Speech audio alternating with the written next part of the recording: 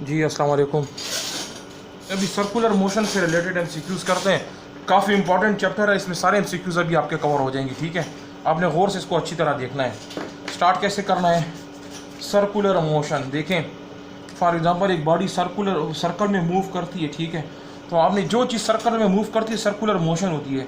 ये जो बॉडी होती है, इस बॉडी का जो मास है, इस बॉडी का जो मास है इसको हम इनर्शिया कभी कहा जाता है, इनर्शिया। ठीक है, किसी भी बॉडी का मास जो है उसको इनर्शिया से हम डिनोट कर सकते हैं। तो इनर्शिया का फार्मूला I = mr², आपने याद रखना, ये इनर्शिया का फार्मूला। ठीक है, जब बॉडी गोल गोल मूव करती है तो उस पर हम फोर्स लगाते हैं, तो उस फोर्स को क्या कहा जाता है? उस फोर्स को कहा जाता है सेंट्रीपिटल फोर्स। ठीक है, Fc = mv²/r।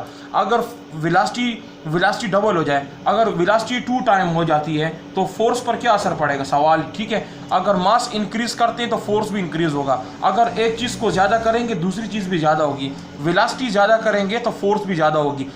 अगर फोर्स 2 टाइम हो जाए, इफ़ 2 टाइम हो जाए, फोर्स जो है फोर्स वो अगर हम ट्वाइस कर देते हैं, if the force becomes twice, what effect on the velocity? So velocity will become 4 time. It's means 2 time 2 का स्क्वायर 4। सही है, इसका मतलब है। दूसरा आपने ये याद रखना है कि ये फोर्स है F = mv²/r है। इसका डायमेंशन बिल्कुल सेम टू सेम जो न्यूटन के दाम, मास के लिए हम किलोग्राम संभाल करते हैं, वेलोसिटी के लिए हम मीटर पर सेकंड। यहाँ पे स्क्वायर है तो स्क्वायर आ जाएगा, यहाँ पे रेडियस है तो यहाँ पे मीटर है। ठीक है, रेडियस के लिए मीटर कैंसिल हो जाएगा, तो हमारे पास फोर्स का जो डायमेंशन है m हो जाएगा L हो जाएगा और T-2। ये फार्मूला आपने याद रखते हैं कि फोर्स के लिए ये आता है। ठीक है, ये हमारे पास सेंट्रीपिटल फोर्स का फार्मूला इसमें आ जाता है। जब सर्कल में कोई भी चीज़ मूव करती है तो उसमें जो एक्सेलरेशन पैदा हो जाती है, the acceleration produce in circular motion, this is called centripetal acceleration. Centripetal acceleration which is always equal to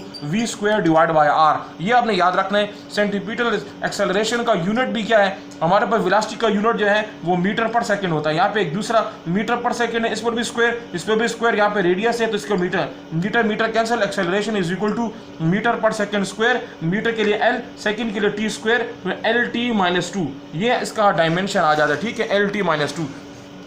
ये हमें सेंट्रीपिटल फोर्स का याद रखना है। ठीक है, नेक्स्ट आपको यह पता होना चाहिए कि सर्कल में जब कोई चीज़ मूव करती है तो उसको मूव करने के लिए कौन सी चीज़ रिक्वायर होती है? मूव करने के लिए हमें क्या चाहिए? टार्क चाहिए, टार्क। तो टार्क का फार्मूला क्या होता है? इसका मतलब है टार्क का जो फार्मूला है T = force multiply by R। ठीक है, ये भी आप डायमेंशन निकाल सकते हैं। ये F = mAr है, टार्क = मास किलोग्राम है, एक्सेलरेशन जो है मीटर पर सेकंड स्क्वायर है, रेडियस के लिए मीटर है। तो इसका मतलब है टार्क का इज इक्वल किसके बराबर है?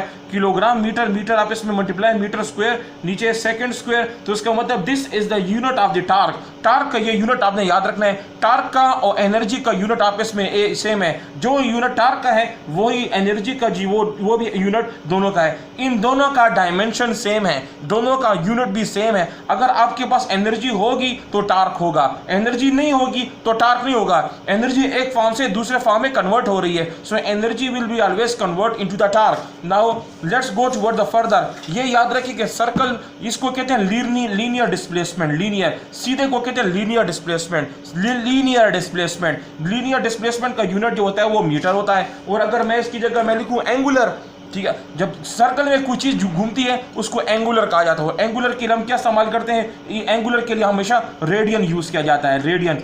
जब भी कोई चीज गोल दायरे में जाती है तो उसको एंगुलर डिस्प्लेसमेंट कहा जाता है। क्या कहा जाता है? कि याद रखने, एंगुलर डिस्प्लेसमेंट। सर्कल में कोई चीज जब मोशन करती है तो उसको एंगुलर डिस्प्लेसमेंट कहा जाता है। ये याद रखना है, लीनियर डिस्प्लेसमेंट, एंगुलर डिस्प्लेसमेंट, दो चीजें आपको याद होनी चाहिए। ठीक है, अब ये कौन सी है? लीनियर वेलोसिटी, जो चीज सीधा जा रहा है वो गाड़ी सीधा जा रही है, लीनियर वेलोसिटी। लोग रेस लगा रहे हैं, लीनियर वेलोसिटी। लेकिन अगर गोल दायरे में कोई मूव कर रहा है तो उसको एंगुलर वेलोसिटी कहा जाता है, एंगुलर वेलोसिटी। ठीक है, एंगुलर वेलोसिटी। जिस तरह हमें पता है कि वेलोसिटी बराबर है मीटर पर सेकंड के बराबर है, तो इसी तरह एंगुलर डिस्प्लेसमेंट, एंगुलर वेलोसिटी जो है वो एंगुलर डिस्प्लेसमेंट के बराबर होता है, रेडियन पर सेकंड के बराबर होता है। ये एमसीक्यूज आपने याद रखना है कि angular velocity is always equal to radian per second. Radian has been replaced by the meter. Metre linear के लिए आता है और अगर ये मीटर सर्कल में आ जाए तो उसको रेडियन कहा जाता है।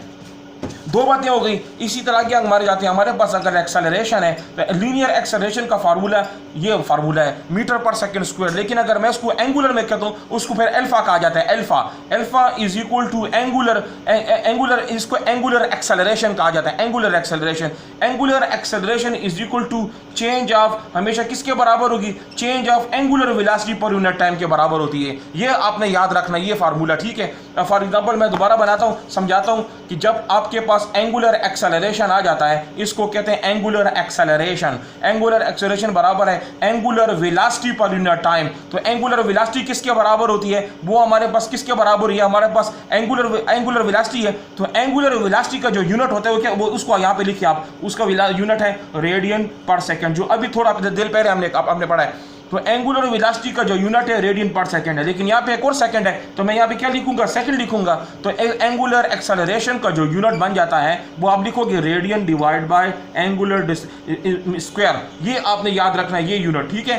ये यूनिट आपने याद रखना है। तो आपने किस किस के यूनिट याद रखने हैं, क्योंकि सर्कल में हर चीज चेंज हो जाती है, ठीक है। तो आपने याद रखना है कि एस जो है एस जो थीटा हो जाता है, वी जो है वो ओमेगा हो जाता है, जो ए होता है वो अल्फा हो जाता है। इसका linear displacement, angular displacement, linear velocity, angular velocity, linear acceleration, angular acceleration. तो ये सारा कुछ वैल्यूज जो है आपस में चेंज हो जाती है। अब आपने 3 फार्मूले याद रखने, इंपॉर्टेंट फार्मूले, मोस्ट इंपॉर्टेंट फार्मूला जो है वो आपने याद रखने हैं। जो इंपॉर्टेंट फार्मूला कौन से हैं, सबसे पहले S is equal to r theta. ये फार्मूला आपने याद रखना है कि गोल सर्कल, ये गोल सर्कल है ना, देखिए ये गोल सर्कल है, ठीक है। ये गोल सर्कल में, इस गोल सर्कल में जो लीनियर रास्ता ये लीनियर है, ये सीधा है, ये भी लीनियर है, ये भी देखिए ये लीनियर है और ये भी लीनियर है। जो लीनियर होता है उसको S कहा जाता है, एस, क्योंकि ये लीनियर है। लेकिन जो चीज गोल सर्कल में घूम जाती है तो वो लीनियर नहीं होती है, वो एंगुलर होती है। इसी वजह से यहाँ पे थीटा आता है, इस जगह पे थीटा आ जाता है, इस जगह पे थीटा आ जाता है, इस जगह पे थीटा आ जाता है। दरमियान में क्या चीज होती है, डिस्टेंस होता है, आर। इसी वजह से s is equal to r theta आ गया। ये आपने याद रखना है। पहला फार्मूला आपको समझ आ गई, इसका मतलब है आपको समझ आ गई कि S is equal to r theta. It is the relationship between the linear displacement and angular displacement. Which of the following is the relationship between the linear displacement and the angular displacement? You should give this answer. ये answer याद रखना है। अब आपको पता होना चाहिए linear velocity and angular velocity v is equal to r omega। ये भी आपने याद रखना है कि ये v is equal to r omega जो है ना, याद रखना है हमारे पास। अब ये गोल सर्कल है, ठीक है। इस गोल सर्कल में ये पार्ट लीनियर है, ये पार्ट भी लीनियर है, ये पार्ट भी लीनियर है, ये पार्ट भी लीनियर है, लीनियर,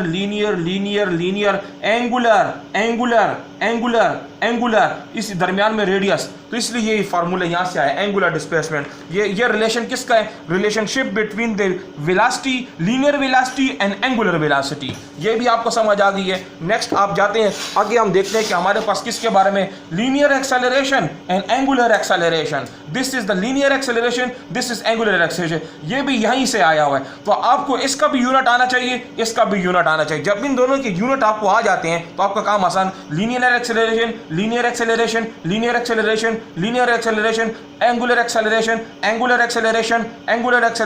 एंगुलर एक्सेलरेशन, सबका आपस में डिस्टेंस जो है इस तरह हो जाता है, ठीक है। ये आपने बहुत ज्यादा इंपॉर्टेंट सवाल है और इसी इक्वेशंस को यूज करोगे आप। अब आपको पता है कि जो टार्क है, ठीक है, एमसीक्यूज आ जाएगा, टार्क बराबर है फोर्स मल्टीप्लाई बाय आर। अब इसको मैं ओपन करता हूं। हमें पता है कि जब एक चीज को हम गोल गोल मूव करते हैं, हम किसी चीज को गोल गोल मूव करते हैं तो हम उस पर टार्क एक्सर्ट करते हैं, टार्क के साथ उस पर फोर्स लगाते हैं। तो हमें पता है कि फोर्स किसके बराबर है, T बराबर है F is equal to MAR है। यहां तक हम पहुंच गए, ठीक है। अब यहाँ पे A है, एक्सेलरेशन बराबर है R अल्फा। अभी थोड़ी देर पहले मैंने आपको बताया, जो आपको अगर प्रीवियस नॉलेज याद रहेगी, प्रीवियस चीजें याद रहेंगी तो आगे जाके आपके लिए काम आसान हो जाएगा। अगर प्रीवियस चीजें आपको याद नहीं है तो आगे जाके मुश्किल होते जाएगी। ये टार्क अपनी जगह आप लिख लिया, टार्क लिख लिया।